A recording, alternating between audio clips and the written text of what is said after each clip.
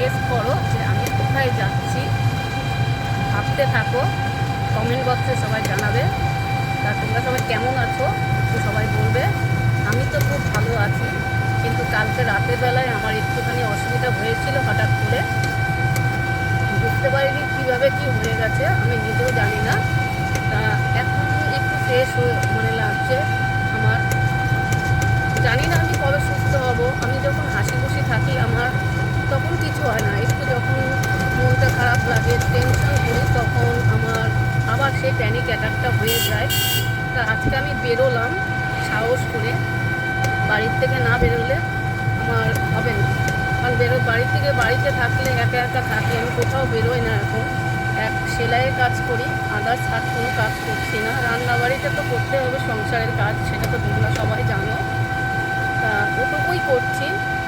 তা আমার বর আমাকে সাপোর্ট করছে যে না অতটা টেনশন করো না, টেনশন করলে তোমার আবার শরীর খারাপ হবে। আমি জানি না আমি কবে সুস্থ হব, ঠাকুরকে ডাকি আমি যেন তাড়াতাড়ি সুস্থ হতে পারি। তোমরাও একটুখানি ঠাকুরকে প্রে করো যাতে আমি যাতে তাড়াতাড়ি সুস্থ হয়ে যাই। আজকে বেরোলাম একটু মনটা একটু ভালো করে নিই, কারণ বাড়িতে থাকলে যত আমি বাড়িতে থাকি একা একা যখন থাকি আমার শরীরটা আরও বেশি খারাপ হয়। আজকে সকালবেলায়ও একটুখানি খারাপ লাগছিল। তা আমি যাচ্ছি একটা কাজে, সে কাজ ছাড়া আমি বেরোচ্ছি না, কাজ ছাড়া একদমই বাড়ি থেকে বেরোচ্ছি না। কাজে আমাকে কেমন লাগছে তোমরা অবশ্যই জানাবে। আমার এই যে মানে সবার সাথে মিশছি তখন একটু ভালো লাগছে। তাছাড়া যখন আমি যখন ঘরে থাকি একা একা থাকি খুব টেনশন হয়, আমি টেনশনটা নিতে পারি না। হঠাৎ করে কেন জানি না আমার টেনশনটা হয়ে যায়। আজকে টিচার যেটা গেল, তা সবাই ওরা আমাকে এতটা ভালোবাসা দিয়েছে, আমার স্টুডেন্টরা এতটা সাপোর্ট করছে, বলছে যে দিদি তোমার কিচ্ছু হবে না, তুমি রিল্যাক্স থাকো।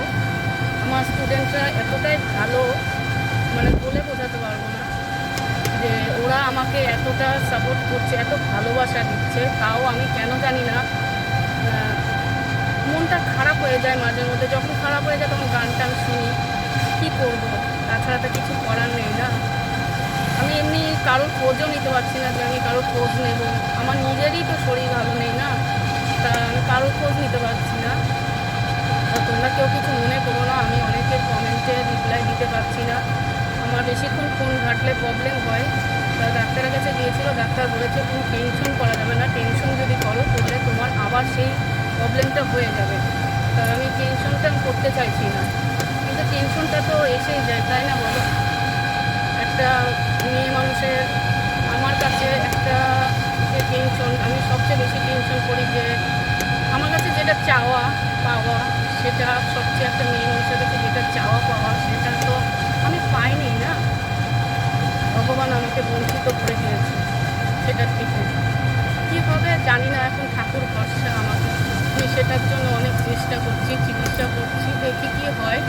তা তোমরা ঠাকুরের কাছে বলো যেন আমার জন্য খুব তাড়াতাড়ি একটা খবর আসে, আমি সেটার জন্য একটু দৌড়াদৌড়ি করছি। তা সবাই ভালো থাকবে, সুস্থ থাকবে, আর ভিডিওটা ভালো লাগলে লাইক কমেন্ট শেয়ার অবশ্যই করে দিও।